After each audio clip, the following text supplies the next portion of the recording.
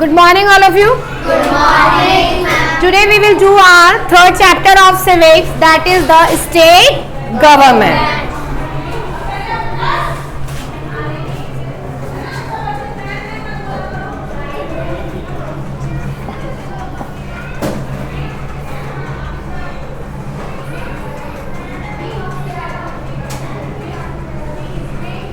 Last year, as we already discussed in class 6th, the three levels of the government, that is central, state and local, and did a thorough study of the how local bodies function. We already read about in class 6th how the panchayat work, how the Jila Parishad work. We know already about that. This year we will discuss about the government. What we will discuss? Government and how it work at the state level. Our constitution clearly defines the power of the state government and the extent of its authority. Laws for governing the state are made by its legislative assembly. The procedure of making and passing law is called legislation. What is legislation? What is legislation? It is a process. It is a process of making and passing laws is called legislation. What does it mean? What does it mean? It is a part of the state government. What it used to do? It used to make the laws. What they used to do? They used to make the laws for whom? For us. ऐसा तो नहीं कि laws और उन्होंने बनाए और वही use में ले रहे हैं. किसके लिए बनाए जाते हैं लॉज? हमारे लिए. तो लेजिस्लेशन क्या होता है? लेजिस्लेशन एक प्रोसेस होता है जिसके अंदर लॉज बनाए जाते हैं. क्या बनाए जाते हैं? लॉज. उसको हम क्या कहते हैं? Legislation. A legislature is a formally chosen body of people empowered with the authority to make rules and regulation. Legislation में क्या होता है? हम people को चूज करते हैं, मतलब हमारे द्वारा चुने हुए इलेक्टेड मेंबर्स होते हैं. पता है हम सबको कि इलेक्शंस होते हैं. इलेक्शन में हम क्या करते हैं? इलेक्शन में क्या करते हैं? हम लीडर को चूज करते हैं, वोट करते हैं. जो हमारे हम एज ए रिप्रेजेंटेटिव कौन होता है? वो हमारा किसको रिप्रेजेंट करते हैं? वो पार्लियामेंट में जाके हमें रिप्रेजेंट करते हैं. हमारी प्रॉब्लम्स को, हमारे आइडियाज को, हमारी डिमांड्स को वो सॉल्व करते हैं. तो ये क्या करते हैं? लेजिस्लेचर में जो पीपल होते हैं उनके पास क्या होती है? एक तरह की अथॉरिटी होती है. What they have? They have a authority to make rules and regulation. What they used to make? Rules and regulation. Legislature at the state level is either unicameral and bicameral. अब जो हमारा जो legislature है वो तो दो तरह से divided है. एक होता है unicameral. uni मतलब single. uni मतलब single. And bicameral. Bi means two. Bi means two. Vidhan Sabha और legislative assembly is the lower house, while Vidhan Parishad और legislative council is the upper house. That means our state government is divided into two part. One is lower house, second is upper house.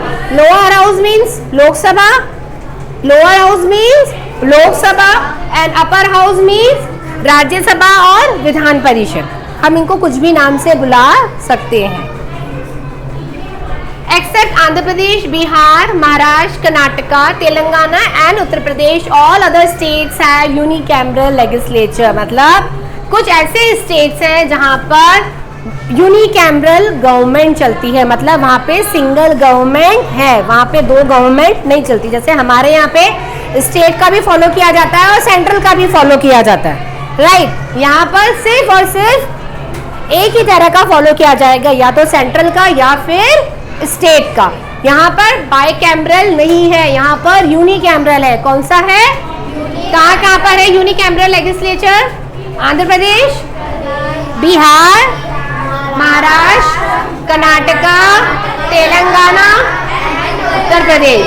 They have a unicameral. They have a unicameral. Unicameral means either ये use to follow state government or the central government, but in the bicameral we follow both state and central. Now what is the legislative council? That means we are talking about the Vidhan Parishad.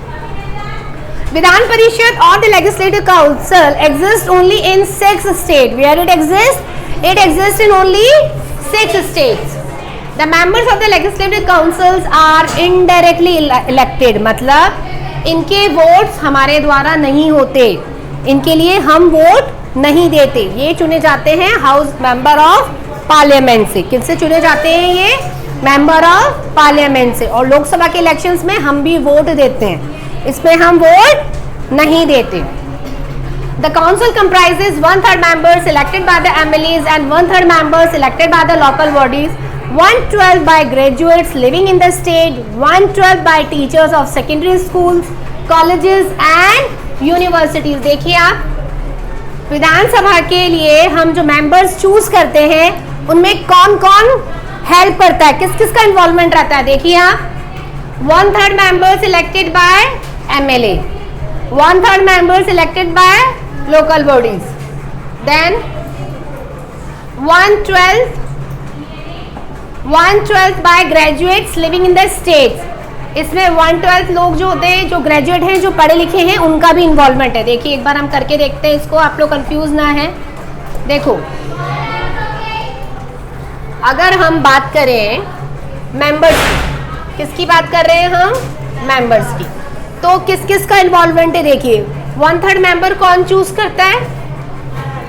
Bye MLA. कौन choose करता है? MLA. उसके बाद 1/3 member कौन choose करता है? हमारे local bodies. उसके बाद 1/12 कौन चूज करता है? All graduates. उसके बाद 1/12 by teachers. Then teachers of what? Teachers of schools and colleges. Then universities, and remaining 1/6 nominated by the government. Remaining 1/6 is nominated by government. तो आपको ये प्रोसीजर समझ आया कि कितने लोगों का इन्वॉल्वमेंट होता है एक गवर्नमेंट फॉर्म करने में? समझ आ रहा है? Since it is a permanent body, only 1/3 member retire every second year. मतलब एक बार इनको चूज करने के बाद ऐसा नहीं है कि 5 साल के लिए फिक्स हो गए, ऐसा नहीं है. हर सेकेंड ईयर में हम क्या करते हैं? इनको रिटायरमेंट भी देते हैं. मतलब फर्स्ट ईयर में नॉमिनेट कर लिया, एक 1 ईयर इनका वर्क सेशन हो गया, लेकिन नाउ सेकेंड ईयर इनका वर्क सेशन होगा. उसके बाद क्या होगा? इनकी स्क्रूटनी होगी, इनको कई मिनिस्टर्स को क्या होगा? रिटायरमेंट दे दिया जाएगा. लिख रहा है यहाँ पे एवरी और how many year they have a tenure of their work period? 6. कितने साल का होता है इनका काम? 6 ईयर का. The meeting of the house are presided over by the chairman and his absence by the deputy chairman. इनकी जो मीटिंग्स होती हैं वो किसके द्वारा हेल्ड कराई जाती हैं? With the chairman. किसके द्वारा? Chairman. और अगर चेयरमैन एब्सेंट हो तो डेप्यूटी चेयरमैन. अगर चेयरमैन एब्सेंट हो तो deputy chairman. Any problem? Clear है? एक बार हम इसका रिकैप करें छोटा सा. ठीक है, देखिए स्टेट के इन्होंने 2 पार्ट्स कर दिए.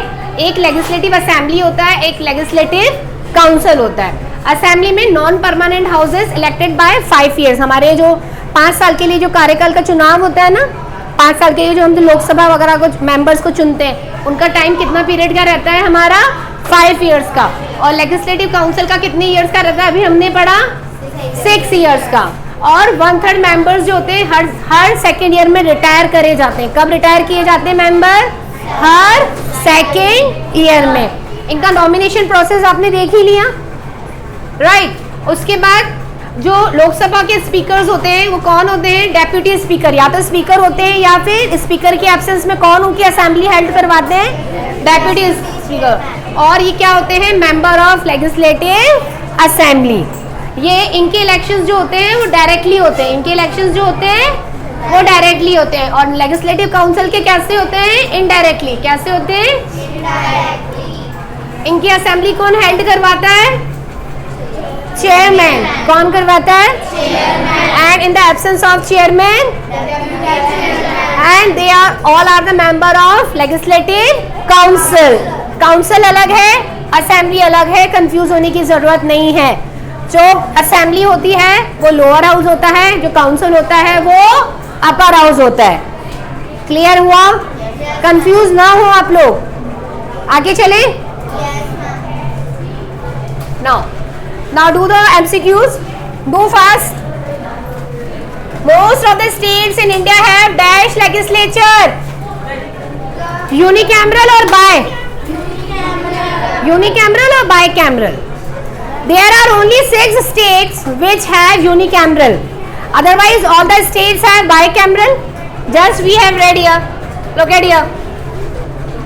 Andhra Pradesh, Bihar, Maharashtra, Karnataka, Telangana and Uttar Pradesh and all other states have unicameral legislature. मतलब इनको छोड़ के बाकी सब जगह कौन सी है? यूनिकैमरल. तो आंसर क्या आएगा? Unicameral. Answer is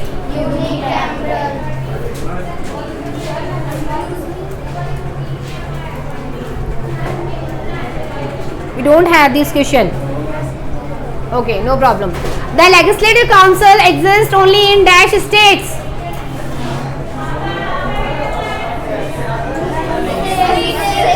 How many states? 6. And what was the first answer? That is unicameral. First is this one.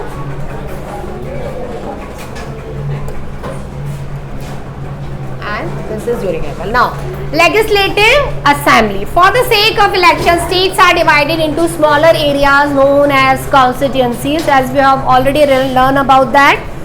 That each state is divided into small constituencies. Make it underline. States are divided into small areas known as constituencies.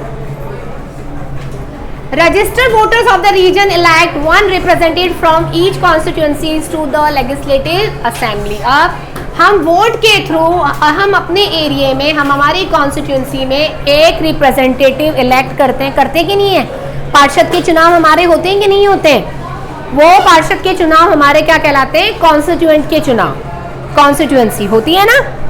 तो ये हमारा constituencies में जो हम representative choose करते हैं वो हमारे मेंबर किसके हो जाते हैं? लेजिस्लेटिव असेंबली के मेंबर. क्या हो जाते हैं वो? हमारे लेजिस्लेटिव असेंबली के member. Then these MLAs belong to different political parties. अब ये ऐसा नहीं कि किसी एक ही पार्टी के होंगे, ये अलग अलग पार्टीज को बिलोंग कर सकते हैं. The number of seats in the legislative assembly depend on the population of the state. अब यहाँ पर जो सीट्स है वो फिक्स नहीं है, जिसके अकॉर्डिंग स्टेट होगा. अगर स्टेट बड़ा है तो उसमें ज़्यादा कॉन्स्टिट्यूंसीज होंगी तो सीट भी ज़्यादा होगी. अगर स्टेट छोटा है, कॉन्स्टिट्यूंसीज भी कम होंगी तो सीट भी कम होगी. आ रही है बात समझ में? मैं दोबारा बताती हूँ. कोई भी स्टेट अगर छोटी छोटी कॉन्स्टिट्यूंसीज में डिवाइड कर दिया जाता है तो वहाँ पे सीट्स उसकी कॉन्स्टिट्यूंसीज पे डिपेंड करती है. अगर कॉन्स्टिट्यूंसीज ज़्यादा है तो सीट भी ज़्यादा होगी, अगर कॉन्स्टिट्यूंसीज कम है तो सीट भी कम होगी. क्लियर है यहाँ तक? Now, the constituency define that it should not be more than 500 or less than 60. मतलब मिनिमम कितनी होनी चाहिए? 500. मतलब 500 सीट तो होनी ही चाहिए, इससे ज़्यादा नहीं या इससे कम नहीं. क्या कह रहा है ये? It should not be more than 500. 500 से ज़्यादा नहीं होनी चाहिए और 60 से कम नहीं होनी चाहिए. मतलब अगर कोई स्टेट छोटा है तो उसमें अगर कम कॉन्स्टिट्यूंसीज हैं तो कम से कम उसमें कितनी सीट्स होनी ज़रूरी है? 60. और कोई स्टेट बड़ा है तो उसमें कितनी कॉन्स्टिट्यूंसीज होना ज़रूरी है? 500. क्लियर हुआ? In addition, if the Anglo-Indian community is adequately represented, the governor can nominate a member. हमने पढ़ा था इस बारे में कि 2 सीट्स किसकी होती है? 2 एंग्लो इंडियंस की. किसकी होती है? 2 एंग्लो इंडियंस की. अगर इन केस वो एब्सेंट है या किसी रीज़न के थ्रू उनको हम नॉमिनेट नहीं कर पाए हैं तो उनके लिए गवर्नमेंट नॉमिनेट कर सकते हैं. 2 मेंबर्स कौन नॉमिनेट कर सकते हैं? गवर्नमेंट. चलिए आगे पढ़ते हैं. The political party that wins more than half of the constituencies. देखिए The political party that wins more than half the constituencies in the election is said to be in majority. जब हमारे elections होते हैं हम कहते हैं ना कौन जीता कौन हारा, कैसे पता पड़ेगा? तो जिसके पास ज्यादा मेजॉरिटी होती है, मतलब जो पार्टी ज्यादा वोट से जीत जाती है, तो व्हाट वी यूज्ड टू से, what we used to say that party in majority, what we used to say that party in majority, that means that party wins the election. इसका मतलब ये हुआ कि वो पार्टी इलेक्शन जीत चुकी है. This party form the government. तो जो पार्टी जीत जाती है या जिस पार्टी के पास मेजॉरिटी ज्यादा होती है उसकी क्या बन जाती है? गवर्नमेंट. क्या बन जाती है? Government. And what is a government? Government is called the ruling party, जो देश पे अपना राज्य चलाएगी, जो अपना शासन करेगी, राइट? तो government is what? Government is the ruling party. For example, recently assembly elections were held in Uttar Pradesh for the 403 seats. Since the Samajwadi Party won 224 seats, it emerged as the ruling party in the 212 assembly election. At times, one single party does not get a majority, so it allies with two or more like-minded parties to form a government. अब क्या होता है, कई बार ऐसी situation आ जाती है कि कोई भी सरकार नहीं जीत पाती. क्या होता है? कोई भी सरकार नहीं जीत पाती. कोई भी सरकार नहीं जीत पाती मतलब कोई भी पार्टी नहीं जीत पाती. फॉर एग्जाम्पल, मैं इलेक्शंस में खड़ी हुई, ठीक है, मेरे को 300 वोट मिले, ठीक, और पास वाली को मेरे को 300 मिले, उसको 229 मिले या 230 मिले या 231, मतलब थोड़ा सा वेरिएशन था, ज्यादा वेरिएशन नहीं था. अब जीतने के लिए हमें 2/3 चाहिए था. जीतने के लिए हमें 2/3 चाहिए, मेजोरिटी चाहिए ना हमें, तो हमें मेजोरिटी नहीं मिल पाई. मतलब दो पार्टी ऐसी थी जिनको मेजोरिटी नहीं मिल पाई है. तो इस कंडीशन में दोनों पार्टीज क्या करेगी? आपस में कोलिएशन गवर्नमेंट बना लेगी. मतलब आपस में वो क्या हो जाएंगी? मर्ज हो जाएंगी. क्या हो जाएंगी? आपस में मर्ज हो जाएंगी कि भाई आपके पास भी नहीं है, आप भी नहीं जीत पाए और हम भी नहीं जीत पाए, तो हम दोनों मर्ज हो जाके हमारी एक नई गवर्नमेंट फॉर्म कर लेते हैं, राइट? तो इस तरह की गवर्नमेंट को हम क्या कहते हैं? Coalition government. क्या कहते हैं? क्लियर हुआ? The rest of the members elected to the assembly are called opposition. और जो उनकी अपोनेंट टीम में है वो क्या कहलाएंगे? Opposition party. क्या कहलाएगी? Opposition party. In this case Bahujan Samaj party was the major opposition party as it won 80 seats. कितनी सीट से जीत गई वो? 80 सीट से. The legislative assemblies normally has a tenure of 5 years. As we already read, कितने साल का होता है इनका वर्किंग पीरियड? कितने साल का होता है? 5 years का. However, under special circumstances, it can be dissolved. लेकिन कई बार ऐसी कंडीशन आती है कि मान लो डेथ हो गई है, रिजाइन हो गया है, मतलब कुछ भी पर्सनल इश्यूज या गवर्नमेंट इश्यूज, तो ये बीच में भी डिसॉल्व कर दिया जाता है. मतलब इनका टाइम पीरियड 5 साल से भी कम का किया जा सकता है, but it depends on the terms and conditions. All meetings of the legislative assembly are presided by the speaker. ये मैंने आपको बताया था. किनके सामने होती है इनकी असेंबली? स्पीकर के सामने. और अगर स्पीकर एब्सेंस होते हैं तो कौन लेते हैं? कि deputy speaker. Besides taking votes on issues, the speaker or the deputy speaker maintain order in the house. After the declaration of the election result, the governor invites the leader of the majority party to form a government. अब क्या? जब election का result declare हो जाता है तो जो majority party जीतती है उसके लीडर को कौन बुलाते हैं? गवर्नर. क्यों? अपनी गवर्नमेंट फॉर्म करने के लिए कि भाई ये बीजेपी है, ये बीजेपी जीत गई है इतने वोट से, तो इनके जो लीडर होंगे उनके लीडर को गवर्नर बुलाएंगे अपने पास और क्या कहेंगे कि now you form your rules and regulation for ruling the country. कि अब आपको अपनी कंट्री रूल करनी है, उसके लिए अब आप अपने रूल्स रेगुलेशंस बनाइए. अब आपको ये भार सौंप दिया जाता है. जो जीतेगा वही तो करेगा. जो पार्टी जीत जाएगी, अब किसकी सरकार चलेगी? उसी की चलेगी. क्लियर है यहाँ तक? No. For example, where we were? Okay. The MLAs of the majority party elect a leader who become the chief minister. अब क्या करते हैं? जो MLA होते हैं मेजॉरिटी पार्टी के, वो किसको चुनते हैं? एक चीफ मिनिस्टर चुनते हैं. किसको चुनते हैं वो? एक चीफ मिनिस्टर चुनते हैं। After the 212 Uttar Pradesh assembly election, the MLAs of the Samajwadi Party choose Akhilesh Yadav as their leader and he becomes the chief minister. The chief minister select his minister, allocate portfolios and coordinate the function of the various departments. जब chief minister को चुन लिया जाता है तो उनकी अब duty क्या होती है? वो अपना पोर्टफोलियो तैयार करते हैं, अपने कोऑर्डिनेशंस के लिए, अलग अलग डिपार्टमेंट के लिए, फंक्शंस को परफॉर्म करने के लिए अलग अलग मिनिस्टर को नॉमिनेट करेंगे, या अकेले ही चीफ मिनिस्टर सारा काम कर लेंगे? बोलिए, चीफ मिनिस्टर अकेले सारा काम कर लेंगे क्या? तो क्या करते हैं? अपने कोऑर्डिनेशन के लिए, अपने स्मूथ फंक्शनिंग के लिए दूसरे मिनिस्टर्स को भी वो चूज करते हैं अपनी असेंबली में से। आई बात समझ में? मेंबर ऑफ लेजिस्लेटिव असेंबली में जिनकी मेजॉरिटी होती है सॉरी, उनको सीएम चुना जाता है, उनके लीडर को सीएम चुना जाता है। फिर सीएम क्या करते हैं? पोर्टफोलियो कलेक्ट करते हैं अपनी टीम में से ही अलग अलग मेंबर्स का। अब उनको उनकी ज़रूरत क्यों पड़ती है? उनको ज़रूरत क्यों पड़ी कि अपने आगे कोऑर्डिनेशन के लिए, आगे और दूसरे डिपार्टमेंट संभालने के लिए, उनका फंक्शन कैसे स्मूथ वर्क करना चाहिए, इसके लिए वो क्या करेंगे? और दूसरे मेंबर्स को भी अपॉइंट करेंगे एज ए मिनिस्टर। करेंगे कि नहीं करेंगे? अकेला एक मिनिस्टर नहीं संभाल पाते, because it is a team work. क्या होता है? ये टीम वर्क होता है। क्लियर है? The minister who had various departments represent the government in the legislative assembly and are responsible for the execution of the law.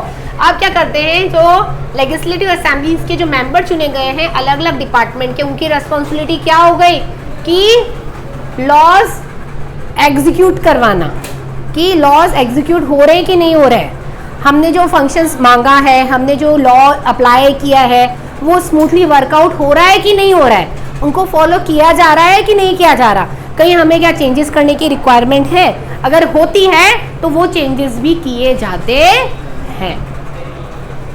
The chief minister and other ministers are collectively responsible for running the affairs of the government efficiently. The governor is the nominal head of the state.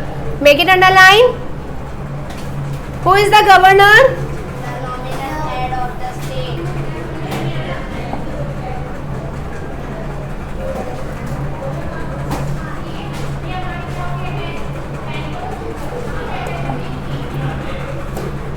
Now, the governor is the nominal head of the state and is appointed for 5 years by the president. He is the representative of the central government and oversee the working of the state government. किसका देखरेख करते हैं governor? हमारे state का। किसका देखरेख करते हैं? स्टेट का। और सेंट्रल गवर्नर का ध्यान रखती है। सेंट्रल गवर्नमेंट किसका ध्यान रखती है? गवर्नर का, कि भाई काम कर रहे हैं कि नहीं कर रहे हैं ढंग से। इस पर्टिकुलर स्टेट के जो गवर्नर हैं वो काम कर रहे हैं कि नहीं कर रहे हैं, ये कौन ध्यान रखेगा? Central government. और गवर्नर को कौन चूज करते हैं? प्रेसिडेंट। कौन चूज करते हैं? क्लियर हुआ? देखिए दोबारा बता देती हूँ मैं आपको, गवर्नर जो है वो किसको चूज करते हैं? सीएम को। किसको चूज करते हैं? सीएम को। सीएम किसको चूज करते हैं? अदर मेंबर्स को, अदर मिनिस्टर्स हम लिख सकते हैं, राइट? क्लियर हुआ? गवर्नर को कौन चूज करते हैं? हमारे प्रेसिडेंट। कौन चूज करते हैं? प्रेसिडेंट। और गवर्नर के ऊपर ध्यान कौन रखता है? Central government. कौन ध्यान रखते हैं? Central government. और गवर्नर किसका ध्यान रखते हैं? स्टेट गवर्नमेंट का। क्लियर हुई बात? कोई कंफ्यूजन तो नहीं है? आगे चले। Now function of a state. हर एक स्टेट का फंक्शन क्या होता है? सीएम साहब सब कर लेंगे? हाँ कर लेंगे, बट स्मूथ फंक्शनिंग के लिए उन्हें हमने पढ़ा कि अलग अलग मेंबर्स की, अलग अलग मिनिस्टर की अलग अलग डिपार्टमेंट में नीड होगी, ज़रूरत होगी। The governor is the nominal head of the state and is appointed by the president for a period of 5 years. The term can be extended or the government can be removed any time by the president. या तो governor का जो tenure period होगा, working period होगा, या तो उसको बढ़ा दिया जाता है या प्रेसिडेंट के द्वारा कम भी कर दिया जाता है। मतलब उनको हम रिमूव करना हो, अगर कोई प्रेसिडेंट गवर्नर को रिमूव करना चाहते हैं तो वो उनको कर सकते हैं। ज़रूरी नहीं है कि गवर्नर का टाइम पीरियड पूरा हो, ज़रूरी नहीं है कि उनका टाइम पीरियड पूरे 5 साल का कंप्लीट हो। If the president is not satisfied by the working of governor और any other issues is created, then the president can remove the governor at any time, right? A governor is to the state as president is to the nation. All bill passed by the state legislature have to be approved and signed by the government. State legislature के अंदर जो भी bill budget pass किया जाता है वो किसके द्वारा साइन होने जरूरी है? गवर्नर के द्वारा, क्योंकि हमारे स्टेट की देखरेख कौन करता है? गवर्नर। क्योंकि सीएम के ऊपर कौन बैठे हैं? गवर्नर। क्लियर है यहाँ तक?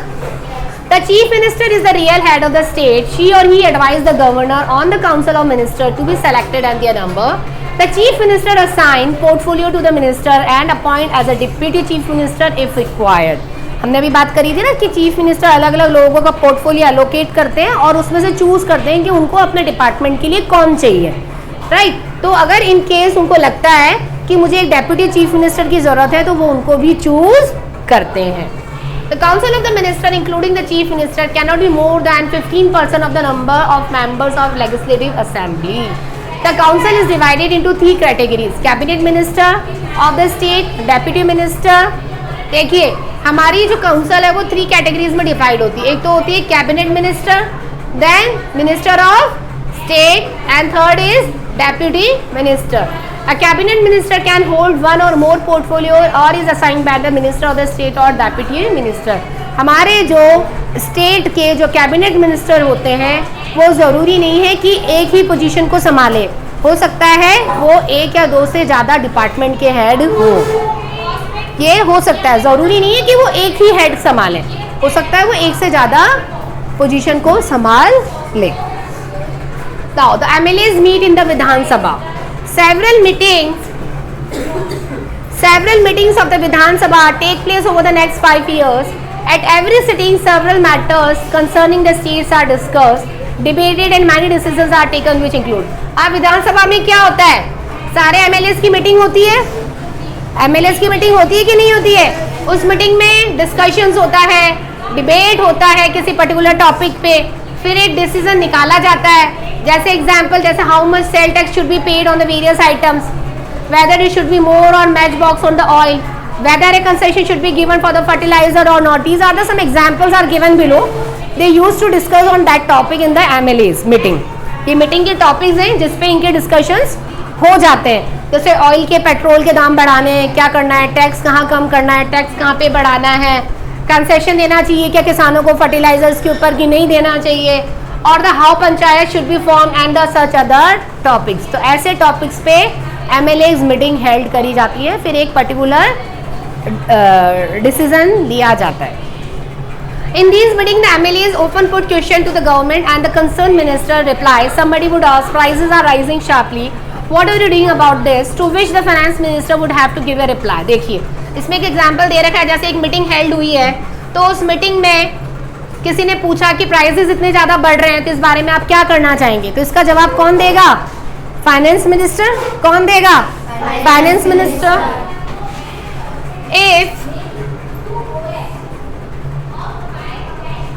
If it were asked in how many primary schools of the state is there a shortage of teacher, what are you doing about this, then the education minister should reply.